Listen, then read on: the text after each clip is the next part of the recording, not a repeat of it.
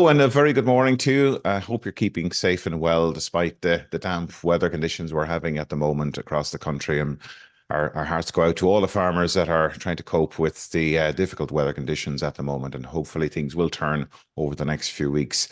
Today, we're going to be talking about carbon. And as we all know, carbon is the backbone of life on Earth. We're all made of carbon, and the soil on our planet is the second largest active pool of carbon after the oceans. However, its ability to continue to retain the huge amounts of carbon it stores have been weakened in recent years, largely due to unsustainable land management practices and changes in land use. And in this context, it's important that we understand how much carbon is in our soils. And today we're going to hear about the pitfalls of measuring carbon stocks from grassland soils. And we're delighted to be joined by Dr. Owen Fenton, who is a soil hydrologist based in Johnstown Castle. And we're also joined by Cathal Somers, who's an asset advisor in Waterford, who's going to help us with your questions later on. Owen, you're very welcome to today's webinar. Thanks, Mark. Morning, everyone. And good morning, Cathal. I hope all is well down in Waterford today. All good, thanks, Mark. Good morning. No sign of the dry weather arriving. It's drizzling down here in the sunny southeast as well, yeah. Yeah, very much the same here in the west, and I expect Johnstown is no different as well. Although you have a nice little microclimate down there in Johnstown Castle. Yeah, I won't say it's the sunny southeast, Mark, but not too bad this morning. Not too bad. So, Owen, in my introduction there, I described you as a soil hydrologist. Could you tell us a little bit more about the work that you're doing there in Johnstown Castle? Yeah, thanks, Mark. So I suppose my background really is a bit varied. Initially, I would have studied earth science, geology, and hydrogeology. So any interaction with soil and water, I'm involved with. And over the years, I suppose, like most people in Teagasc, we do many, many things. So soil science has become, way more to the fore in recent years. Soil health, soil carbon. And also, I've been working a lot with colleagues like Pat Toohey on organic soils in recent past. And this is an important topic for farming in Ireland. We're livestock intense, well, I suppose a dominated agriculture here in Ireland that depend on grassland. How important are grasslands in terms of sequestering carbon?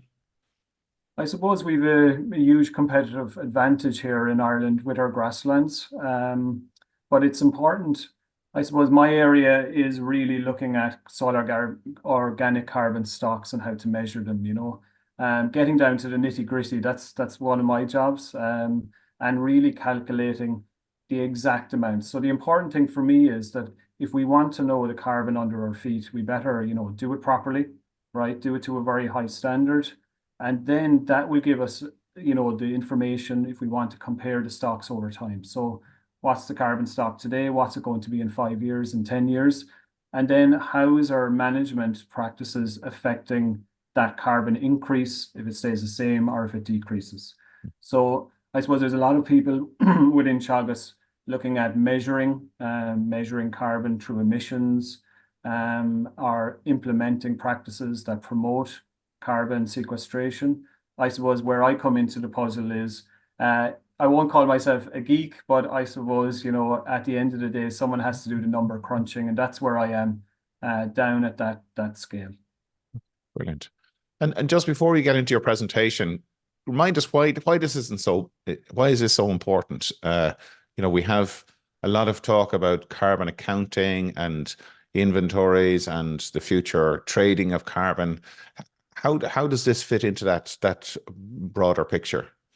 Yeah, it's a good point, Mark. I suppose if we don't know the stocks that we have under our feet, it's very difficult then to, give credit to farming, to carbon farming that builds carbon or maintains carbon. Okay, so in essence, it's an accountancy exercise, right? So in accountancy, you need to get those numbers correct. You need to balance the books, in other words. And that's why this detail is so important. In Teagasc, we strive always to support agriculture by doing, the best possible job we can. And in this area, soil organic carbon accounting, I'm going to go through my talk. I will show you there are lots of pitfalls when it comes to soil organic carbon accounting. And therefore, we need, globally, we need to get those things correct, okay? We can make a lot of mistakes, and in essence, when you look at reports or literature, sometimes the methods used to actually obtain that soil organic carbon stock number aren't presented well enough. So if Cathal or I or you go out and try to compare figures, sometimes that becomes difficult. So we need, I suppose, when we monitor, when we verify and validate our carbon stocks, we need to be very transparent in how we do that. And I suppose my talk will show you the steps that we really are doing in Teagasc to ensure that we get it, the gold standard. We are using that gold standard to calculate soil organic carbon stocks. That's great. Look, that's a really useful context to get our heads around the importance of this. So maybe if you could share your screen with us, Owen, we'll let you get into your presentation. And while you're doing that, just to remind everybody that today's session is being recorded and will be available over the coming days. Owen, we'll hand over to you and we'll take questions afterwards. Thanks very much, Mark. Okay, so I've been introduced. My name is Owen Fenton. I suppose I'm a researcher down in Johnstown Castle in Wexford. And the title of my talk is Pitfalls when Measuring Soil Organic Carbon Stocks in Grassland Soils. So here I am, I suppose, the shadow pondering grasslands over the last few years and really thinking about soil organic carbon stocks and how to measure them. This talk really is a product of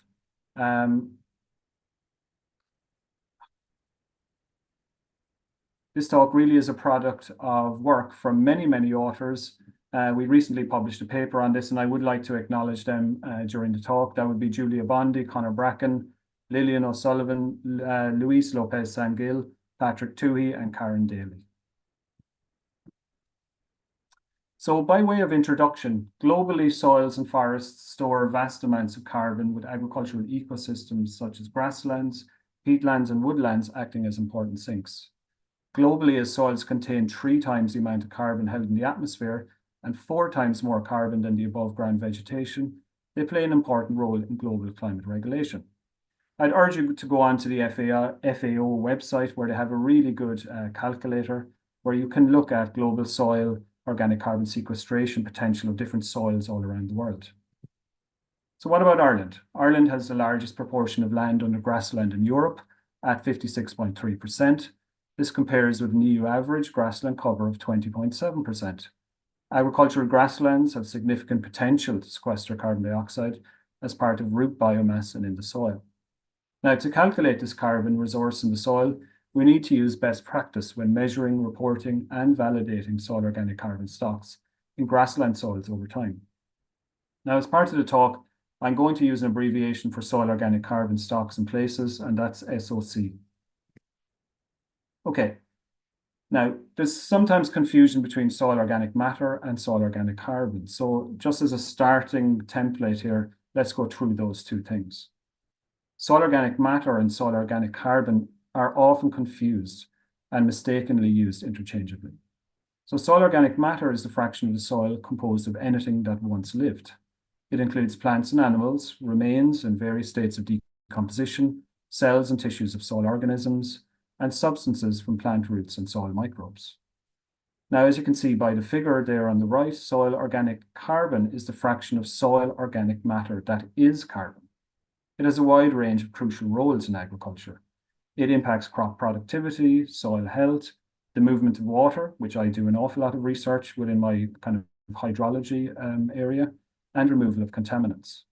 The soil carbon pool is composed of an organic and an inorganic carbon fraction, and we are interested in carbon accounting in that organic fraction, okay?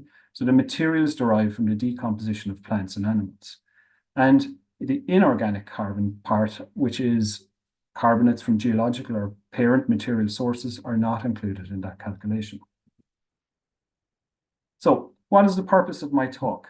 The purpose of my talk, I suppose, is to show how soil organic carbon stocks in grassland soils are accurately calculated, and to highlight pitfalls in these calculations that can lead to over or indeed underestimations of stocks. And I want to propose a standardized method for grassland soils in Ireland. Now, the talk is not a comment on soil organic carbon stocks of grassland soils, nor does it comment on the sequestration potential of these soils, are indeed the management practices that change these stocks. Okay, so in a way, this talk really is about the calculations of that stock. Now, why is it important to get soil organic carbon stock calculations correct? It best reflects how much carbon it is in the soil. So if we want to know that, we need to, do the best possible way of calculating it. It enables us to compare stocks in space and time. So what's the stock today? What's it going to be in 5 years? And what's it going to be in 10 years? And I want to make sure the method I use today is going to be correct and the same in 5 years and in 10 years, so I can compare those stocks.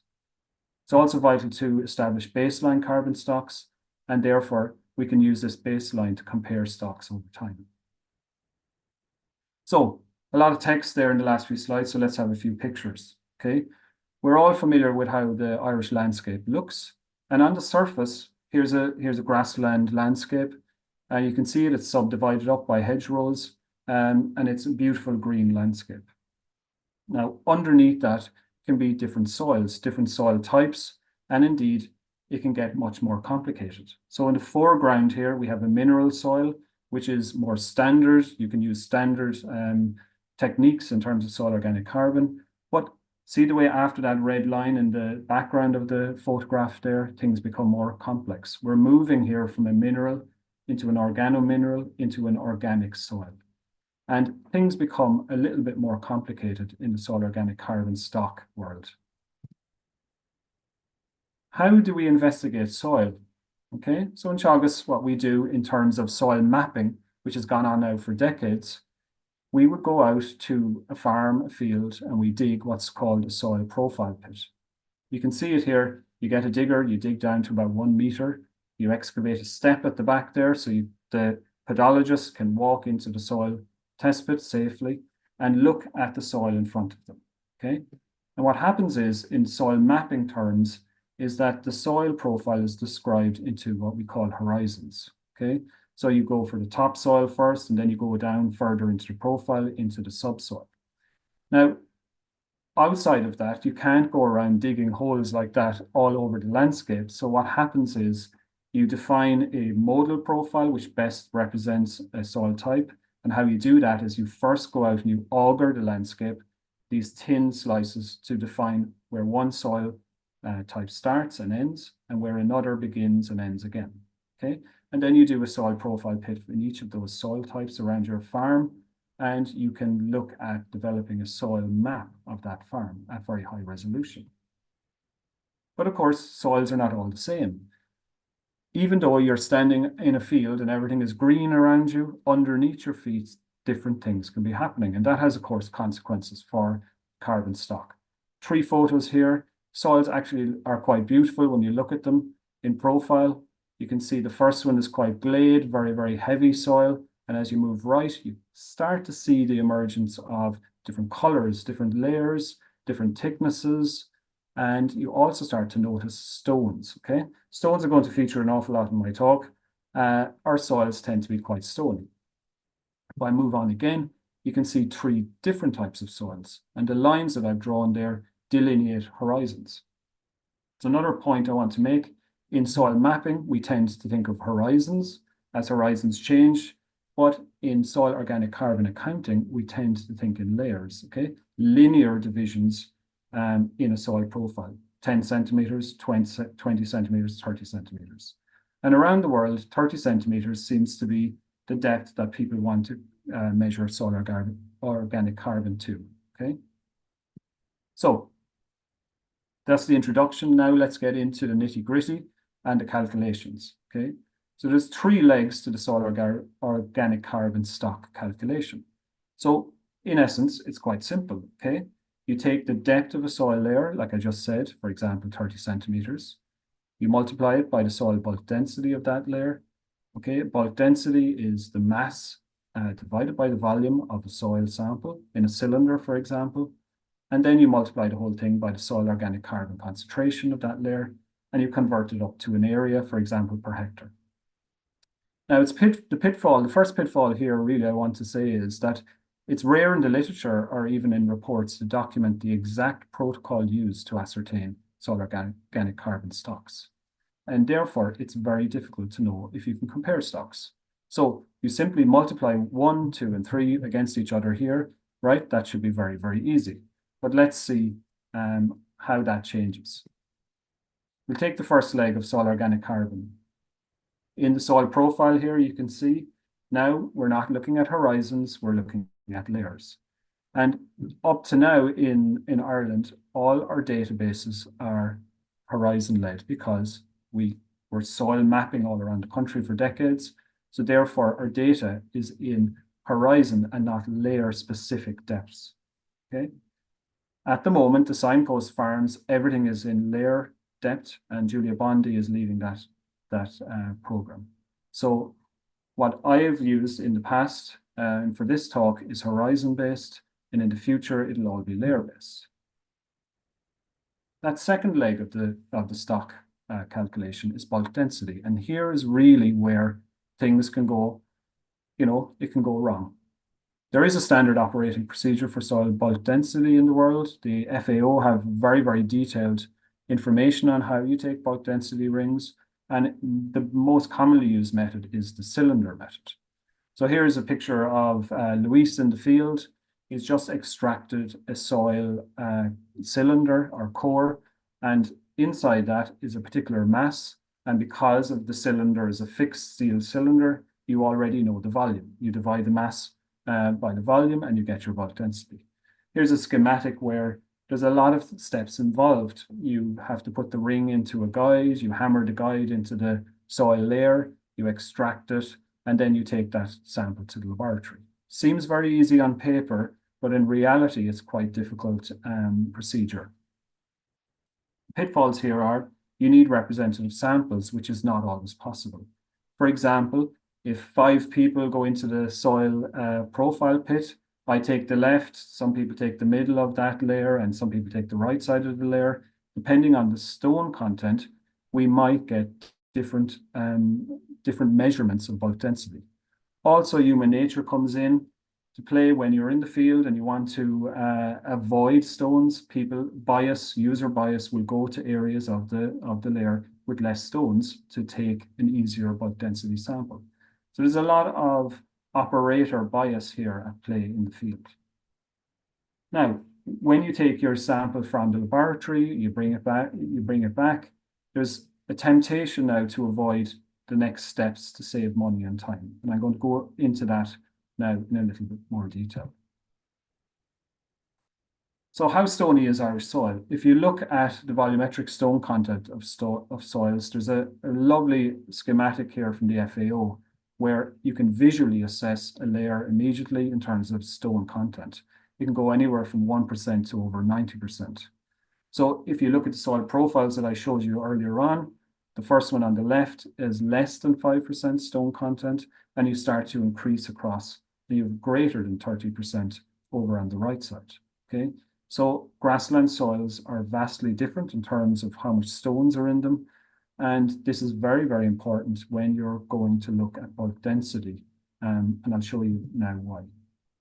So on the left of the screen, method A here is the easy option, I suppose, okay? You take your core in the field, you bring it back, see the core there in the silver tray, you put it in the oven, you get the weight of it, and you just basically proceed further on that, getting the volume based on the cylinder. And the bulk density might have a value of 1.2. But you have completely ignored the stones, and the stones have no carbon in them, okay? So it's very, very important to go over and to do method B. Now, this takes a bit more time, okay? There's more time needed in the laboratory, and of course, added costs associated with that time and work.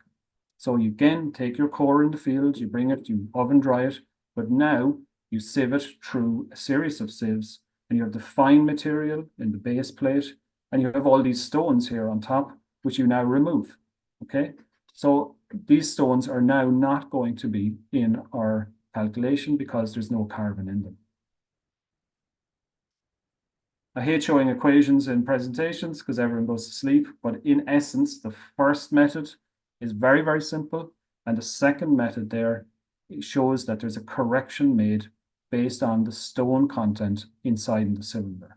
And I'll show you why that's very important when it comes to the overall soil organic carbon stock calculation. It's also important to say that soil bulk density varies with time and with reflecting the impacts of weather and land management. So it's not good practice to just take the bulk density from one year and apply it to the second sampling, third sampling. You need a representative bulk density value each time you go out and want to calculate soil organic carbon stocks. How does it look in a database? Often in a database, I mentioned earlier, sometimes it's very difficult to know what type of bulk density measurement was taken. So here's an example of a database. It simply says bulk density, and there is no associated documentation to tell us if that bulk density is the fine part of the soil or the whole part of the soil. Okay, so you're in the dark here about the method that was used. Here's the second red circle there as well, indicates that there was too many stones to take a bulk density ring, and therefore there's no bulk density for that horizon or layer in the database. Okay, so therefore, how do you now calculate the stock for that horizon? Okay, so pitfalls here again are in some databases, they use other parameters in the database to predict the bulk density, and they call this pedo transfer functions. Okay, it's great in terms of other uses for bulk density, but in terms of soil organic carbon, it increases the variance and uncertainty of the stocks. Okay, and it leads to systematic bias of the calculated stock and very high uncertainty. So, in essence, representative bulk density values for a location must be used, and I always say it, real data is king. Now let's go on to the third leg of that soil organic carbon stock stool. This is the measurement of the carbon itself, the concentration of carbon in that layer. Okay. Now there's many different laboratory methods used, and they all use that fine fraction of the soil sample. Okay. So in essence, you have to sieve the soil anyway to get to the fine material to get the carbon content. There's indirect methods such as loss and ignition that determines the organic matter and then converts it to soil organic carbon. And nowadays, there's direct methods such as LICO spectroscopy, all of which are used in Teagasc. Okay, so although estimates of soil carbon based on converted estimates of organic matter can be useful, it's better to use direct methods. Okay, so if everyone is still with me at this point, they're the three legs. Now we're going to have to multiply those three legs together in all of the different combinations possible, okay? I call this the soil organic carbon stock roller coaster. So please bear with me while I go through the next slide. Okay, so in existence at the moment, there's 5 different ways of multiplying those 3 basic legs together, okay? I call them M1 to M5, which is method 1, 2, 3, 4, and 5. Important to say here is that method 4 and 5 are seen as equivalent in the literature. M5 is simply easier to do in the laboratory, okay? M5 is great because there's less error associated with it. Now, instead of going through the equations, let's take the easy route and let's see what you really do with the bulk density and that soil organic carbon part of the calculation. So in the first method, the blue dots there are the stones. They're left in the bulk density ring. They're not corrected. And there's no correction for stones then on the soil organic carbon part. So both, in essence, are overestimated in the calculation. In the second method, thankfully, they go to the trouble of taking the stones out of the bulk density measurement, but they never then follow it on and correct in the soil organic carbon part. Okay, so that's overestimated. In the third one, the stones stay in the bulk density, but although they have done the work, they don't correct, and they correct for the soil organic carbon. In the fourth one, everything is done perfectly.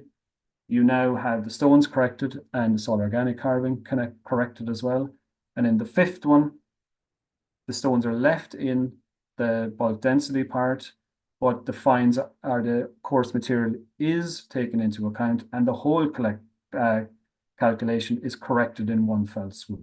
So I suppose M5 is a more efficient way of doing the whole process and the most accurate. So with all of those pieces of information and the 5 equations, we needed data to look at grassland soils in Ireland. So we've 3 databases within Teagasc, I suppose, that we can use, and they have all of the information and data parameters needed to calculate method 1, 2, 3, 4, and 5.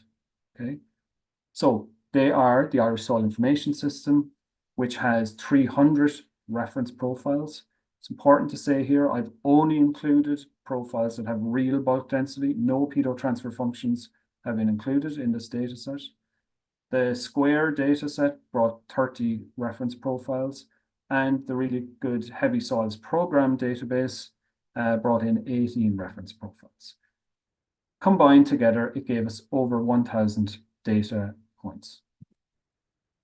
When you put it all together and do the important number crunching associated with this, you get all of the data jumbled into one. Okay, so I'm going to talk you through this figure. On the right side there, it says soil horizon, starting at the shallow and working into deeper soil horizons in that profile. At the top, you have the volumetric stone content.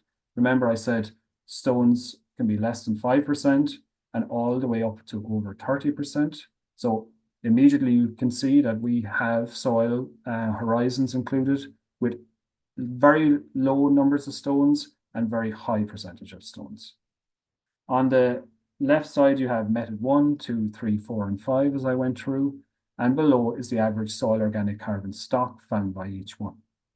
Okay, in essence, all of this data can be summarized into the following. Methods for measuring bulk density that do not break field-dried samples into fine and coarse material through arduous sieving overestimate soil organic carbon stocks. The volumetric stone content of grassland soils in Ireland is high.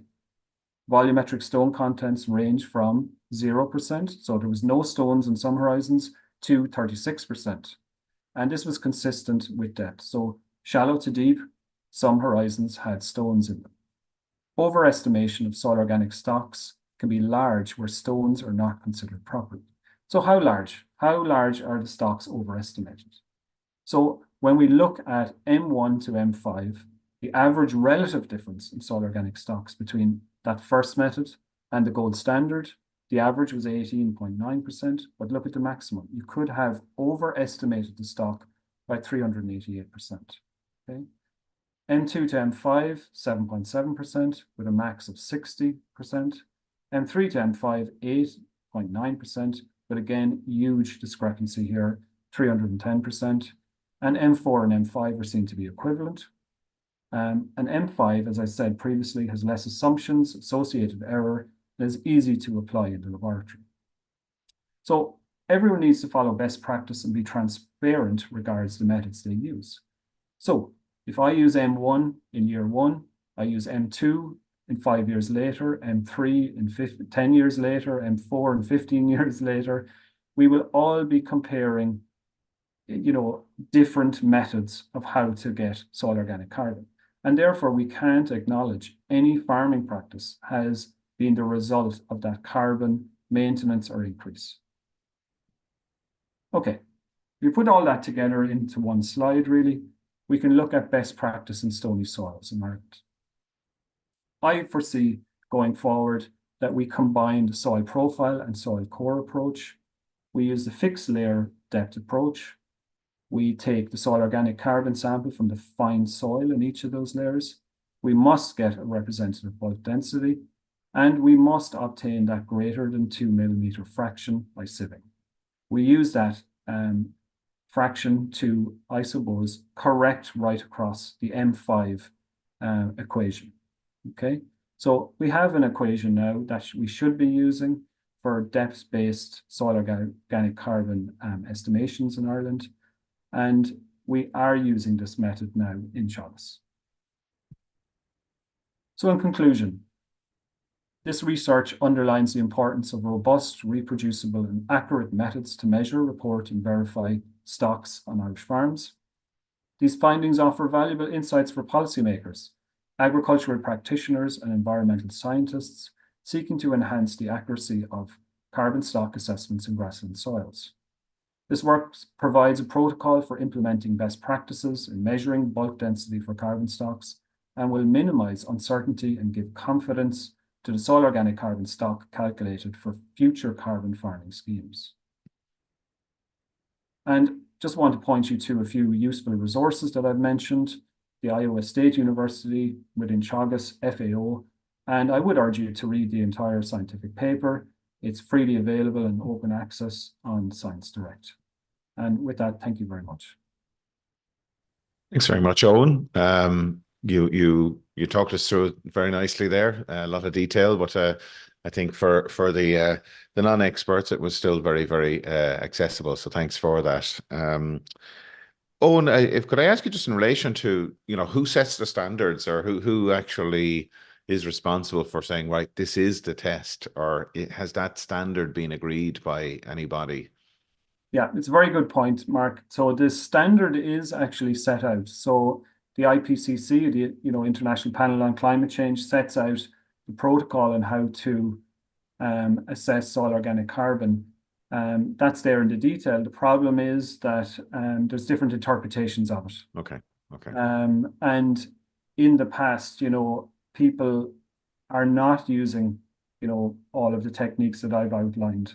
In particularly the sieving step. It may seem like a small step, but really you need it for both the bulk density and the carbon part of the calculation to remove the non-carbon component in your calculation. So it's important to know if people are doing that or not. And for grassland soils in Ireland, particularly because we have high stone content, you hear of lots of stories of people picking stones out of fields, the stony grey soil of Monaghan, it's in Yes. poetry in our culture.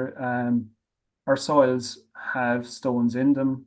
It's very variable in fields, in space, and in depth. And I suppose if we know that, we really need to take care to take those out of the equation, basically. So it's really important that protocol is, I suppose, adhered to, and that maybe there's clarity around that, where there is space for interpretation, to try and remove that ambiguity, if you want.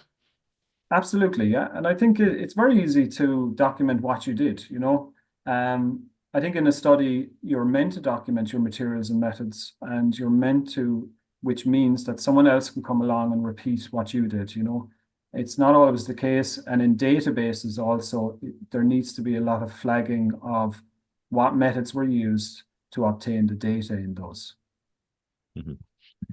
Well, we have huge interest in your talk this morning, Owen. We have a lot of people on board, and particularly from our international community, lot joining. So this is obviously important topic, and will become more and more important over the coming years when it comes to the crunch in relation to those calculations and sequestration potential within countries.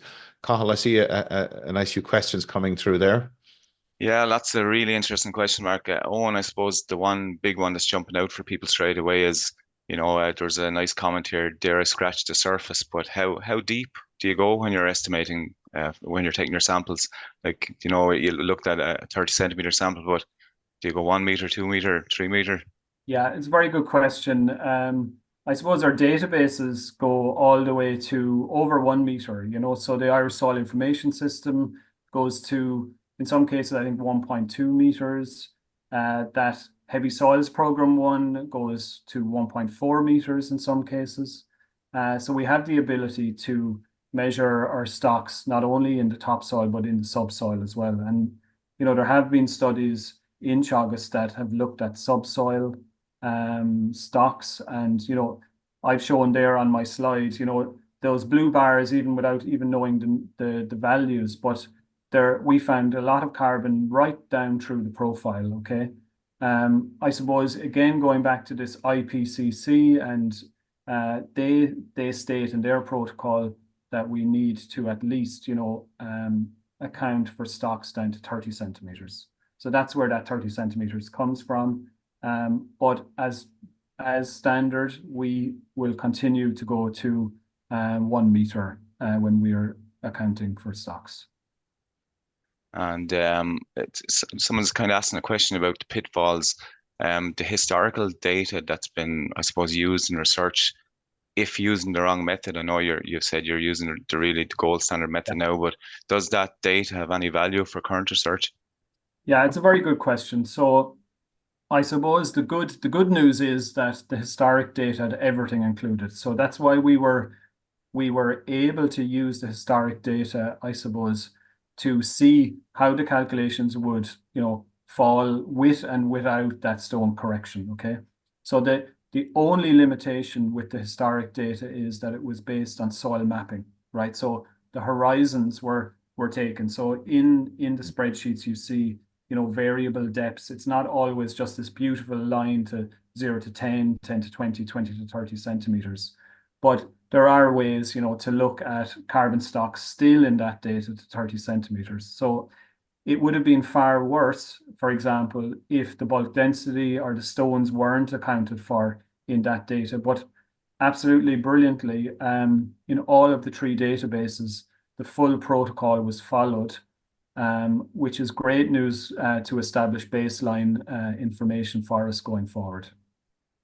And can I ask Owen, in relation to let's say the standard soil sample that a farmer would take, or an advisor, which is I think approximately 10 centimeters, how useful is that as an indicator for soil? I know we use it for soil organic carbon, but in terms of the broader picture of that soil, is it useful?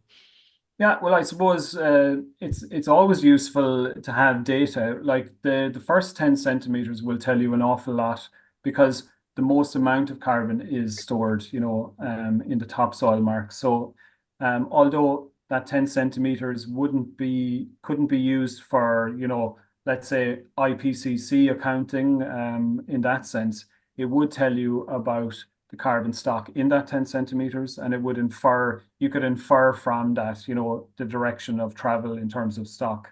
Now, the other thing is in terms of mineral versus organic soil, the organic soil is defined based on a depth, so of carbon and organic matter content. So there's always ancillary information that would be needed to put that in the correct context, in other words. Okay. I have 2 kind of questions here for you into one on, but so the Department of Agriculture ran a big soil sampling survey over the last couple of years. So that's one thing. It's quite manual, the type of work that you're taking, a lot of work. Can you use those Department of Agriculture samples, or do we need a national sampling program? Yeah, it's a very good question. So I suppose my colleague Julia Bondi in the Signpost program, they're doing an unbelievably high resolution coring at the moment across all of the farms, including all the major soil types. And they are using the protocol based on fixed layers. So I suppose I'd revert to Julia there. So, this has been done at large scale, and the idea there is to repeat, I would imagine, that survey over time, to look at carbon stocks over time. It's key to look at it over time, and carbon doesn't change very quickly. So, you're talking about 5 to 10 year periods where you will go back and redo this.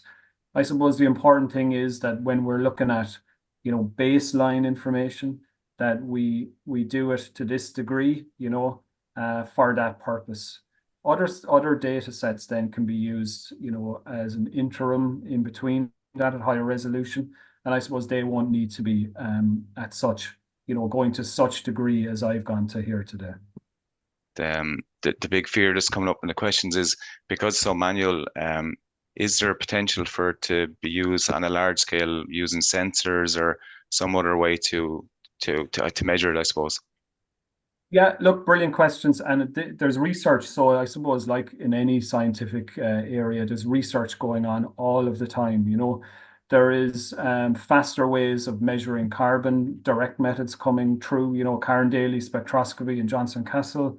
There's robotic systems now being deployed all over the world to collect soil samples at a quicker rate. Okay. Of course, there's real advantages of using those down to 30 centimeters. Those systems probably won't be able to go deeper than that. In some cases, there's different methods emerging. So instead of the depth-based method, which is really revolves around bulk density. There's mass-based approaches, which are very, very interesting. And it really depends on how fast the technology is catching up. I think the person asking the question is completely correct. Like that, if we want to go to landscape and national scales, we are going to need a combination of methods. We're going to need real data in the ground. We're going to need modeling. We're going to need, the NASCO network in Ireland measuring emissions. We need a whole series of tools to capture carbon sequestration and carbon stocks at those appropriate scales. We've a question.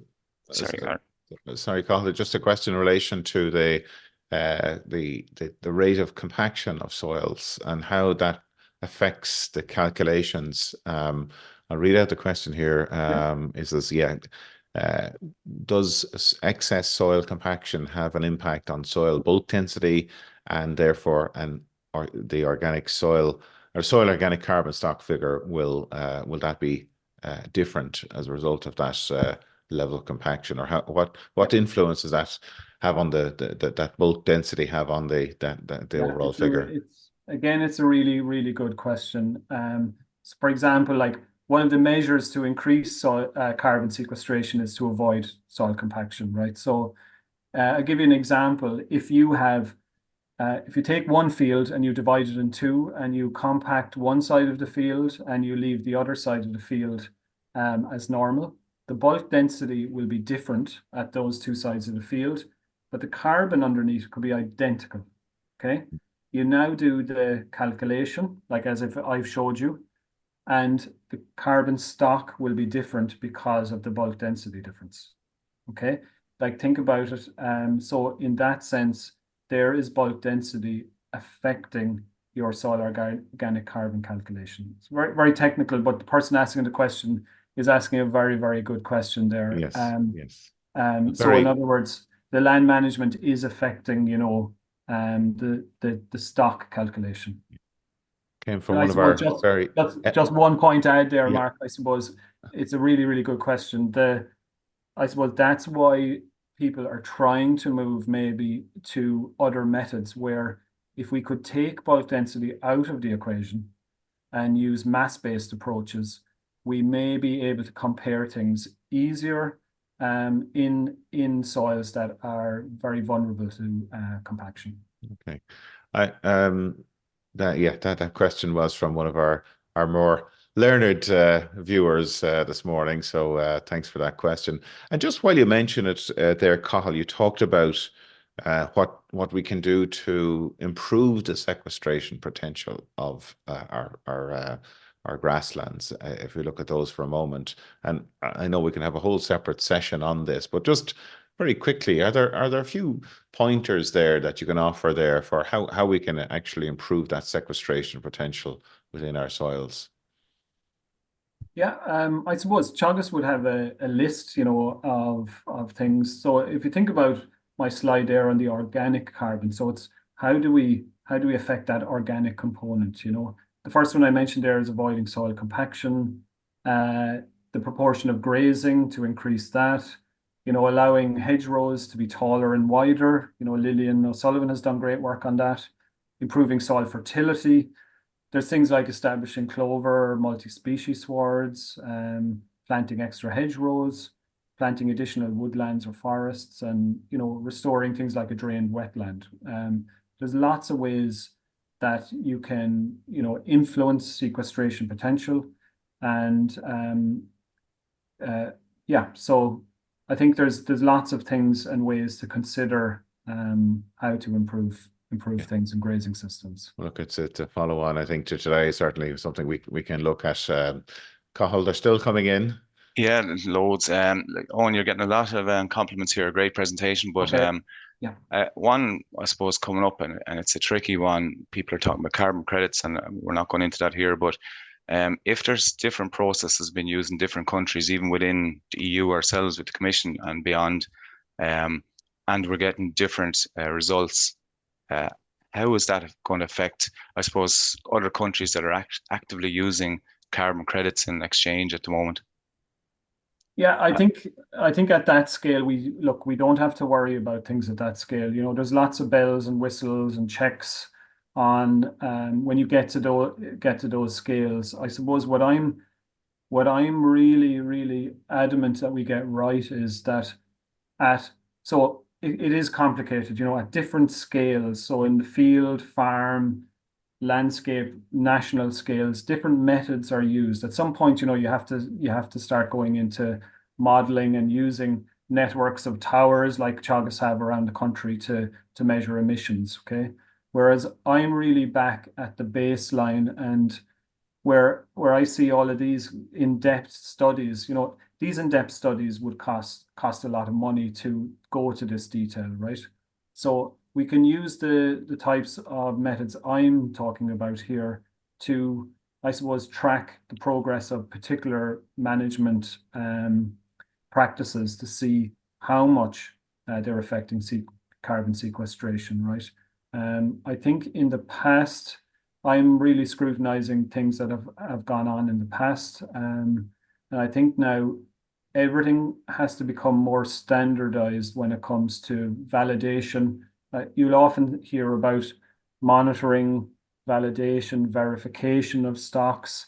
So this is where this detail is. You know, if you want to prove something, this is the level of detail you will have to go. And I think there will be a very high level of scrutiny around the world when stocks are being documented to, you know, you're going to have to prove that those things are real numbers by presenting the data on using the methods that I've presented. And it's going to be very, very important to get it right because in the farm carbon space into the future, things are based on maybe a stock today and what's going to be in 10 years. So we need to be getting those things correct. And I know that in Teagasc we are getting everything correct, and I think it's our role to be leaders in this area. And I think, you know, using the gold standard will ensure everyone else uses that gold standard. Another really technical question. You mentioned, I suppose, the difficulties in labs for like bulk densities and even the sampling. Would you see big errors between different labs, and if so, how are you going to address this? Yeah. And even in the sampling techniques. Yeah, really good question. You know, what we're always trying to do is get as close we can to the actual soil organic carbon stock in the field. Okay, and I'll say that as a scientist, as close as we can. Okay, so it's always, you know, there's always going to be some inaccuracy there. It's just any field technique is open to inaccuracies. You know, the more experienced the person is, the better sample will be taken appropriately using the correct equipment. It takes time, you know, same in the laboratory. So if an example I will give you, I spent years sieving soils myself, right? And what happens is you go in, you dry a sample, and then you generally wet sieve that sample through a collection of sieves. Then you dry everything. What happens is when you leave that room, your goggles are full of dust, your hair is full of dust, your hands are full of dust. And what you're doing really is you're leaving that laboratory with error, right? The error is actually on you as a person, okay? And it's not been included in the calculation, okay? So it's these practical things that are very difficult to avoid in a laboratory or a field setting. And I suppose what we're trying to do here is, you know, set out or stall to minimize the errors involved. But in every single field and laboratory method, the accuracy is always documented, and you know it's rarely 100%. Okay. Question here, Owen, in relation to another project, the Terrain AI program, which is being run from Maynooth. Are there any linkages there with that project? Are you aware of it?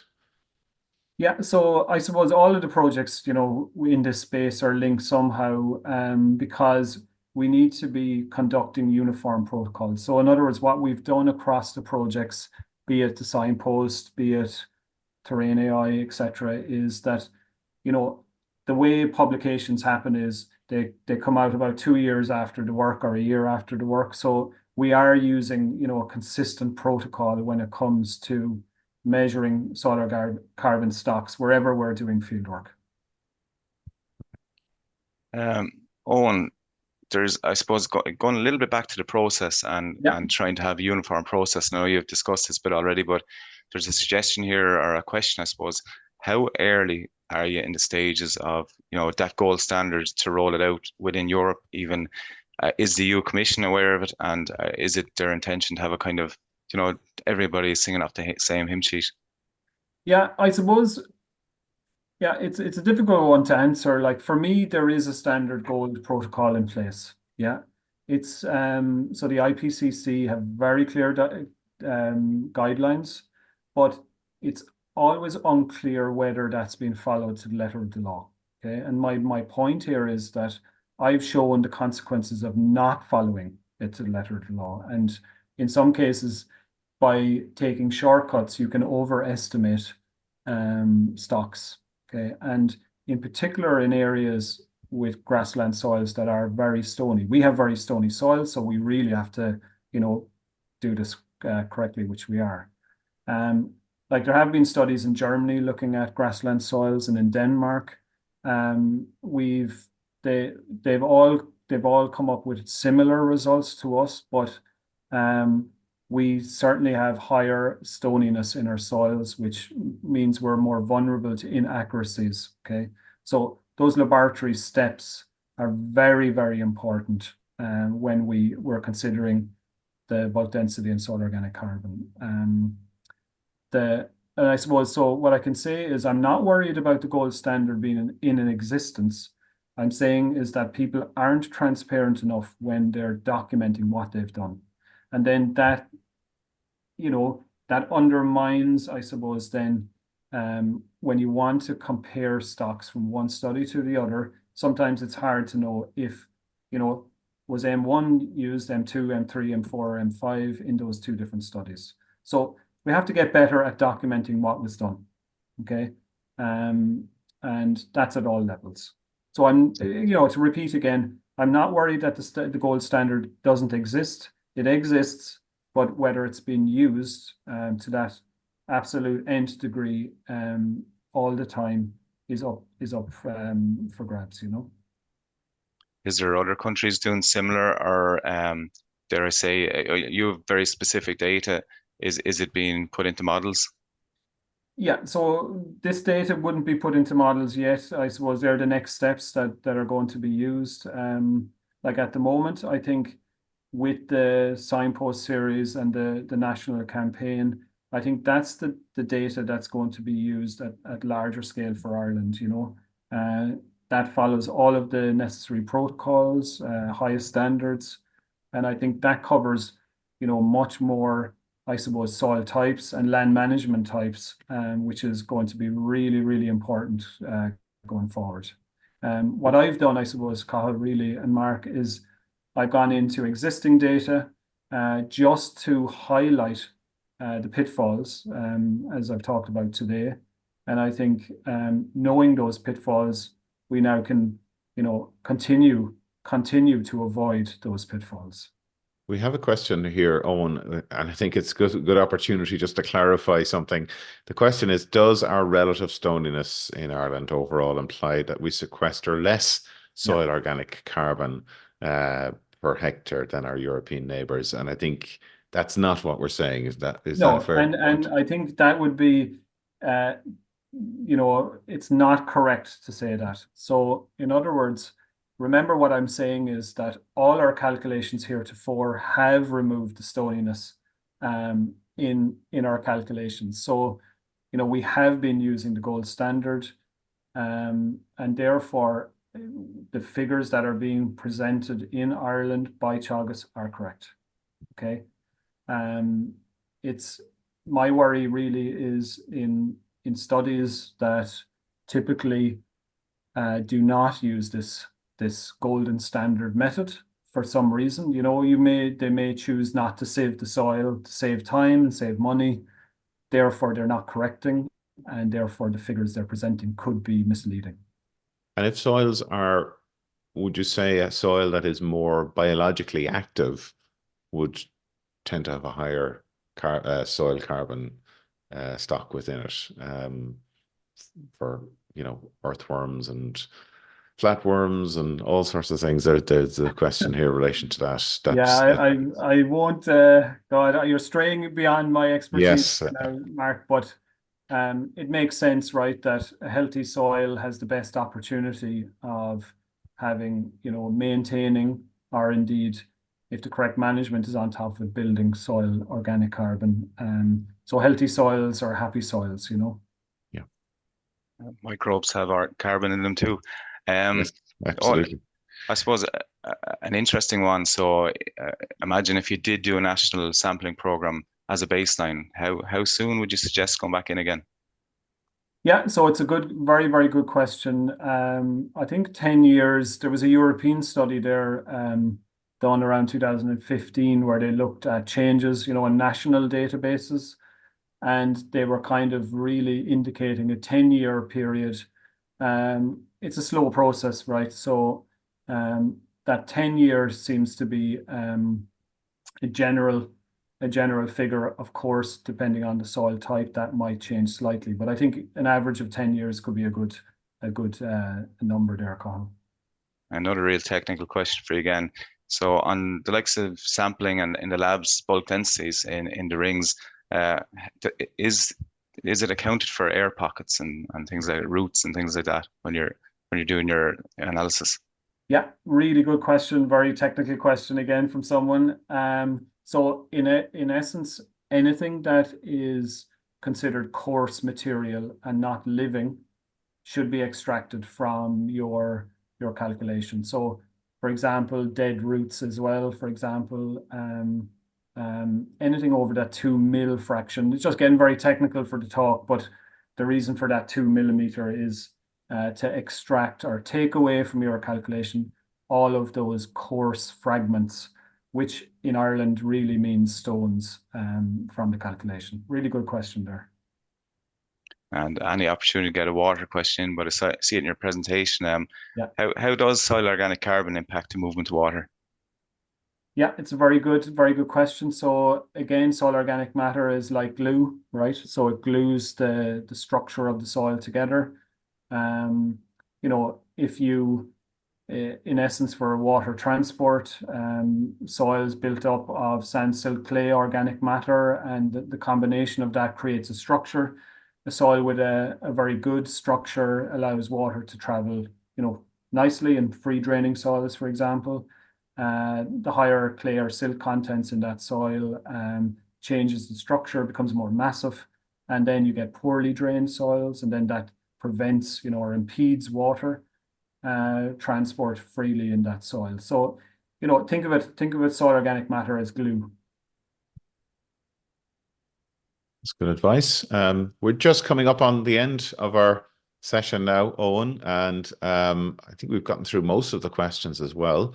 Thank you so much for taking us through that very, as I said, in an accessible way. The presentation will be available afterwards for people who want to go through the figures and the finer details. Any events coming up in relation to this, Owen? I know there's sometimes conferences and walks or relating to these types of topics. Do you have anything planned? Not in particular in this one. I suppose I would urge people next week, if I could flag my colleague Pat too. He is giving a talk on management of organic soils, and I think the one of my slides there, I suppose, had, you know, the standard mineral area, and then you get into the more complex organic area. We're doing a huge amount of work, again with Pat, but with Julia Bondi, with Luis and colleagues, on, like, when you go to take a bulk density sample in organic soil, things are a lot wetter, for example, so you might need to use a little bit of different techniques. Didn't really get into that today, but I'd say watch that space. Pat's talk next week I think will be a good extension of my talk, and we will be having events and workshops in this space in the future, Mark. Great. Thanks, Owen. Cathal, thanks so much for helping with the questions today.